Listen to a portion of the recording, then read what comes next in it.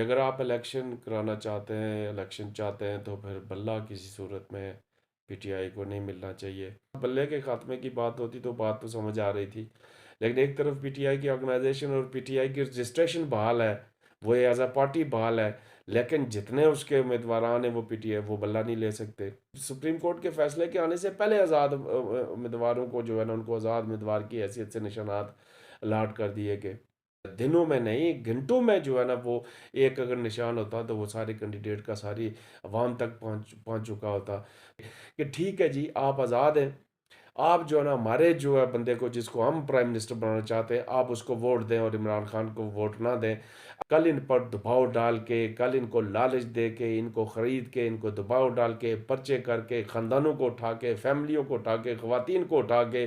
फिर इनसे अपने मनपसंद जो है ना वो वज़ीर आज़म जो उनका वो होगा चाहता और लाडला, उस लाडले को वोट दिलवाने का एक प्लान है। ये सारा खेल नाजरीन सिर्फ और सिर्फ जो है वो उस मखसूस मकसद के लिए, उन मकासद के लिए किया जा रहा है कि लाडले को किस तरह सियासत के अंदर लाना है, लाडले को हुकूमत के अंदर किस तरह लाना है। और आज पीटीआई को आज़ाद कर दिया गया, पैसे का लेन देन उरूज पर पहुंच जाएगा, और जो पैसे के लेन देन से नहीं टूटेंगे उनको फिर जबरी तौर पे उनसे जो है ना वो आज़ाद उम्मीदवार को, दूसरे अपने लाडलों को वोट दिलवाने का जो है अमल शुरू कर दिया जाएगा। बिस्मिल्लाहिर्रहमानिर्रहीम। मैं हूँ राजा अब्रार में नास एडवोकेट, और आप देख रहे हैं अभी न्यूज़ यूट्यूब फेसबुक चैनल। नाज़रीन, अभी अभी ख़बर आई है और लाइव जो है वो देखा है सुप्रीम कोर्ट में चीफ जस्टिस ऑफ पाकिस्तान का 3 रुकनी बेंच का फ़ैसला, जिसमें इमरान खान और पीटीआई से बल्ले का निशान छीन लिया गया। बल्ले का निशान जो है ना वो पेशावर हाई कोर्ट ने फैसला किया था कि पीटीआई का बल्ले का निशान उसका आइनी और जमहूरी हक है, उसको दिया गया था, जो सुप्रीम कोर्ट ऑफ पाकिस्तान ने आज वो वापस कर दिया, जिसकी अपील इलेक्शन कमीशन ने की थी। और ये फ़ैसला एक ऐसे मौके पे, और कोई गैर मुतवक्को नहीं था नाजरीन, इसकी तवक्को की जा रही थी। और मैंने पिछले व्लॉग में भी कहा था, और एक बहुत ही बावसूख ज़राए ने, बहुत बावसूख किसी ज़िम्मेदार ने आज ही के दिन कुछ देर पहले ये कहा था कि किसी आम शख्सियत ने ये मैसेज किसी एक और आम शख्सियत को किया कि अगर आप इलेक्शन कराना चाहते हैं, इलेक्शन चाहते हैं, तो फिर बल्ला किसी सूरत में पीटीआई को नहीं मिलना चाहिए। तो ऐसी सूरत हाल में वैसे भी ओवरऑल पूरी पाकिस्तान में, पूरी दुनिया में ये देखा जा रहा था, जब सुप्रीम कोर्ट में बल्ले का लाइव जो है ना वो उसकी पूरी कार्रवाई दिखाई जा रही थी, तो ये अंदाज़ा हो गया था कि चीफ जस्टिस ऑफ पाकिस्तान काजी फायज़ ईसा किसी सूरत में भी इस मूड में नहीं है कि वो बल्ला पीटीआई को दें। इसकी बहुत सारी वजूहत हो सकती हैं। काजी फायज़ ईसा साहब की जो पीटीआई की हुकूमत के दौरान जो इनके खिलाफ सुप्रीम जुडिशल कौंसिल में इनके खिलाफ जो केस किया था, वो भी हो सकता है। और भी बहुत सारी वजूहत हैं, और भी बहुत सारे कुछ लोग हैं, बहुत सारे इदारे इसमें इन्वॉल्व हो सकते हैं। लेकिन इसमें नाज़रीन एक अहम बात, बहुत अहम बात जो है वो जो जिसका खदशा था और जिसका एतमाल था कि ये ऐसा होने जा रहा है, बिल्कुल उसमें वो कुव्वतें कामयाब हो गई हैं कि जो चाह रही थी कि पीटीआई को कोई निशान, देखिए बल्ला नहीं मिल रहा था, तो पीटीआई की जो वकला हैं, पीटीआई के वकील भी हैं और पीटीआई की प्रेसिडेंट भी हैं, उन और दिलचस्प बात यह है कि जो उनकी प्रेसिडेंसी है, पीटीआई के जो सदर हैं, उन वो खुद वकील भी हैं, उनको चैलेंज नहीं किया गया, उस ऑर्गेनाइजेशन को ख़त्म नहीं किया गया, पीटीआई की तंजीम साजी को ख़त्म नहीं किया गया, उस पर बात नहीं की गई, पीटीआई को एज अ पार्टी रजिस्टर रहने दिया गया, लेकिन पीटीआई से बल्ला छीन लिया गया। ये बड़ी दिलचस्प बात थी कि एक तरह या तो आप उनको कहें जी कि आपने जो इलेक्शन करवाए हैं वो इलेक्शन फेक हैं, वो इलेक्शन आइन और कानून से मुग़ायर हैं, वो इलेक्शन इलेक्शन कमीशन के ज़ाब्ता इलेक्शन कमीशन के ख़िलाफ़ हैं, और जो है ना पीटीआई असर नो इलेक्शन करवाए, जो इलेक्शन जिस नतीजे से आपकी जो है ना वो ये बॉडी इलेक्टेड बॉडी आई है, जो इलेक्टोरल कॉलेज है पीटीआई की ऑर्गेनाइजेशन का, वो जो है वो उसको ख़त्म कर दिया गया है। ये सुप्रीम कोर्ट का फैसला आता और फिर साथ बल्ले के खात्मे की बात होती तो बात तो समझ आ रही थी, लेकिन एक तरफ पीटीआई की ऑर्गेनाइजेशन और पीटीआई की रजिस्ट्रेशन बहाल है, वो एज अ पार्टी बहाल है, लेकिन जितने उसके उम्मीदवार हैं वो पीटीआई वो बल्ला नहीं ले सकते। इस पर एक बात जो पहले भी मैं कह चुका हूँ और फिर आपको ये कहना चाहता हूँ कि जो कुव्वतें पीटीआई को इलेक्शन से और हुकूमत से दूर करना चाहती थी, वो देखें, जहाँ पीटीआई के एबीसी प्लान है वहाँ उनके भी एबीसीडी प्लान है। और वो, मैं इस वक्त ये बात पूरी पूरी जो मैं समझा हूँ ये बात कि वो उसमें अपने में उसमें कामयाब हो गए हैं प्लान में। इसलिए कि जब वकला ने ये कहा कि ठीक है जी, अगर आप बल्ला हमें नहीं देते हैं तो कोई और हमें निशान दे दें, किसी एक निशान पे पीटीआई के लोगों को लड़ने का दे दें। लेकिन सुप्रीम कोर्ट ऑफ पाकिस्तान ने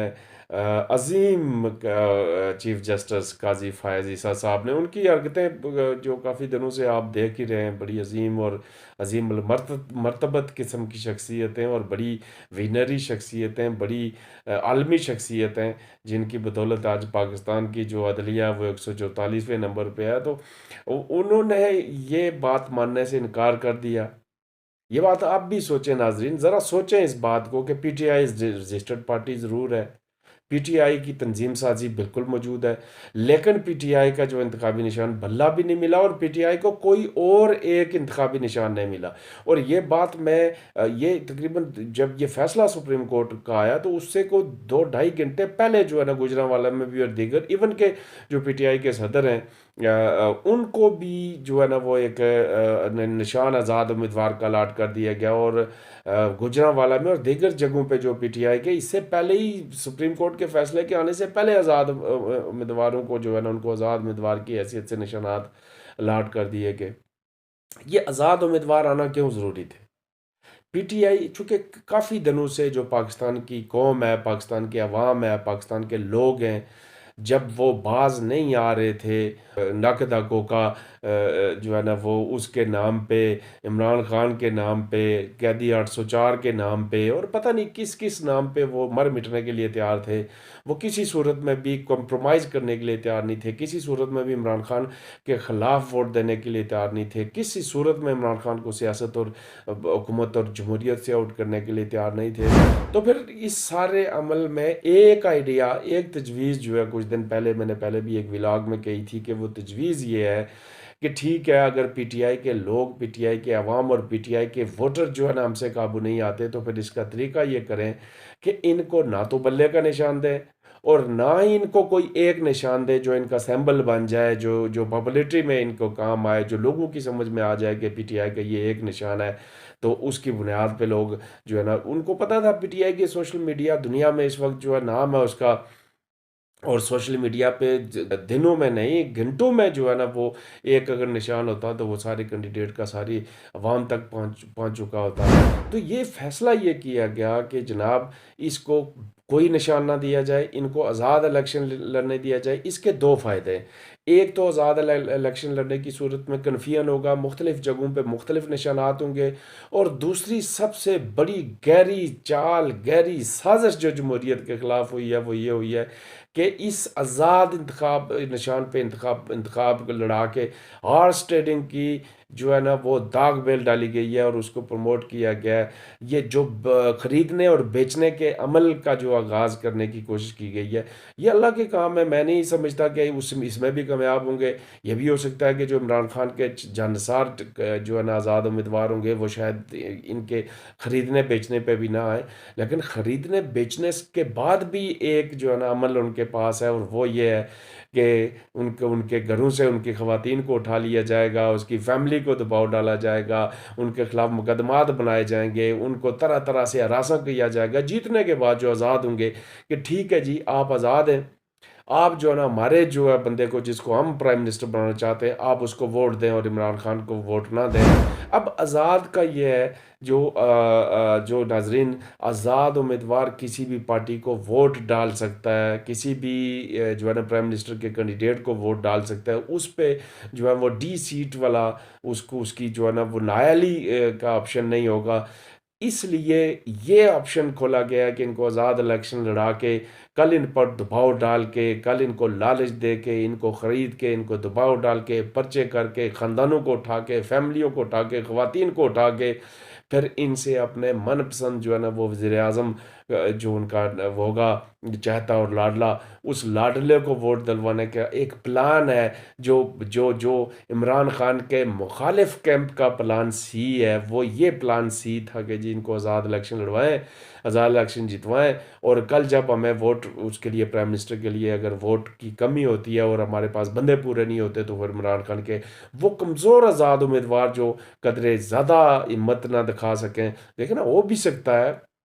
कि जो जिन लोगों ने प्रेस कॉन्फ्रेंसें की, बड़े तगड़े किस्म के पीटीआई के जानसार और इमरान खान के साथी और राइट हैंड थे, उन्होंने प्रेस कॉन्फ्रेंसें की, उन्होंने आके कहा हम पार्टी छोड़ रहे हैं, उन्होंने कहा हम सियासत छोड़ रहे हैं, उन्होंने कहा हम इमरान खान को छोड़ रहे हैं। तो कल एक नया फेज भी आएगा, एक नया दौर भी आएगा कि इलेक्शन जीतने के बाद उनसे प्रेस कॉन्फ्रेंसें भी करवाई जा सकती हैं जी, कि हम तो आज़ाद इलेक्शन लड़े हैं जी, हम तो आज़ाद इलेक्शन लड़े हैं, हम तो इमरान खान के साथ नहीं हैं, हम तो लाडले को वोट देंगे। तो ये लाडले को वोट देने के लिए ये जो जो ज़मीर खरीदने के और ये जो बोलियां लगाने के और पैसे के लेन देन पे जो पार्लियामेंट के अंदर लोग जो है ना वो अपनी हुकूमत बनाने के लिए उनका रास्ता मार किया गया, सिर्फ इसलिए मैं आपको, मैंने पहले भी कहा था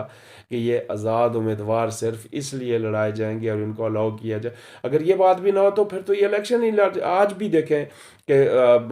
वहाँ पे तगड़े तगड़े जो है उम्मीदवार एमपीएस और एमएनएस पीटीआई के जो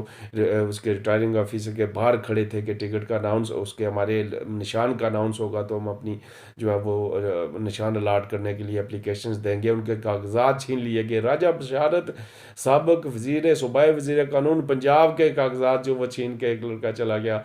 और लोगों को वहाँ से उठा लिया गया। ये सारा खेल नाजरीन सिर्फ और सिर्फ जो है वो उस मखसूस मकसद के लिए, उन मकासद के लिए किया जा रहा है कि लाडले को किस तरह सियासत के अंदर लाना है, लाडले को हुकूमत के अंदर किस तरह लाना है। और आज पीटीआई को आज़ाद कर दिया गया और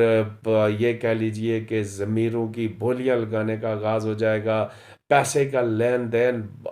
उरूज पर पहुंच जाएगा, और जो पैसे के लेन देन से नहीं टूटेंगे उनको फिर जबरी तौर पे उनसे जो है ना वो आज़ाद उम्मीदवार को, दूसरे अपने लाडलों को वोट दिलवाने का जो अमल शुरू कर दिया जाएगा। लेकिन इस सारी सूरत हाल में नाजरीन मैं एक बात आपको बताऊं